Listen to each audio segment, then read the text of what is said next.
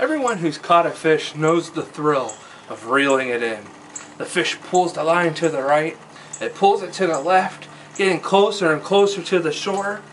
Then it happens. The line breaks and it gets away. It's happened to me 100 times until I learned the power of the fisherman's knot. Today, after you spend a few minutes with me, you too will know the success of the fisherman's knot. Before I get into the fisherman's knot, though, I'd like to go over a few basics to help you get prepared. One basic that I'd like to go over is line selection. www.bassfishing.com helps you really go through the wide variety of different lines that are out there and help you choose the right one. One of those lines are a nylon line, there's a steel line, there's just a regular straight line, there's braided lines, and all those different lines have a different purpose based upon what type of fish you're going after. There's also the pound test. What that means is the rating of the line for what size fish you're going to catch. Generally, you're going to go after you're going to use the type of line for the type of bait you're using, because the bait is going to attract the type of fish that you're wanting. Once again, you could go to www.bassfishing.com and they have a whole list of different types of baits and what types of lines you can use. When you go to buy your line, you want to look at the corner where it tells you the strength of it. This one here is a 10-pound test.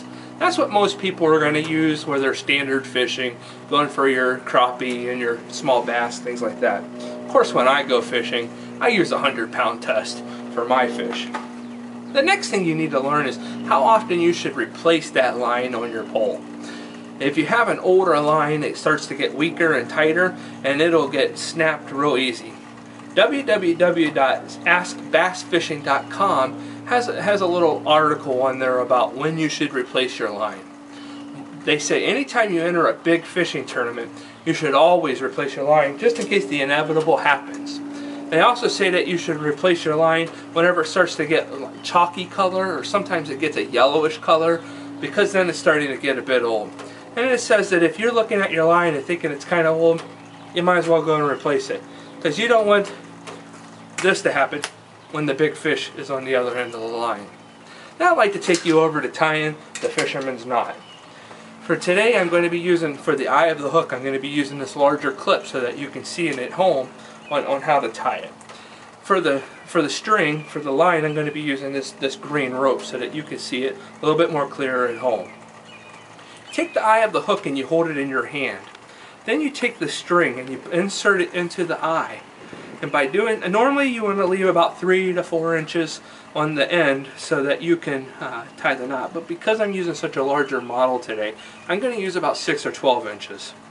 We're going to call the longer end the main line for reference, and we're going to call the shorter end the end for reference so that you understand what I'm talking about while I'm tying the knot. You take the end of the knot and you wrap it around the main line anywhere between 4 and 8 times. I'm going to wrap it 4 times for the model today. Then you take the end of the line, you put it back into the loop so that it is going downwards towards the hook. Then you pull the main line and the end of the line down away from each other. What this is going to do is it will start to develop a coil around the main line. You got to kind of push it down with your fingers as you pull it apart, you push down the coil. And you'll notice here that you got these 4 little coils that go around the main line. What this fisherman's knot is designed to do, as the hook pulls away with the fish on it and the line pulls away with you reeling it in, this knot continues to compress down upon itself, making it tighter and tighter. So as long as the line holds up and the hook holds up, you're going to reel this fish in. Now if you go onto Google and you type in fisherman knot, you're going to come up with 50 different knots that are on there. They're not all consistent. This one was taught to me by my grandfather when he realized I was losing a lot of fish because my box knots just weren't holding up to the pressure. This is a wealth of information that's been passed down from generation to generation that now you have. So this is our family's fisherman's knot. The next time you're out fishing, the chances of landing the big one is going to be based upon your string selection, your line selection, how fresh the line is, and of course to making sure the knot is strong and steady. So you'll be able to catch all the big ones like me. Happy fishing.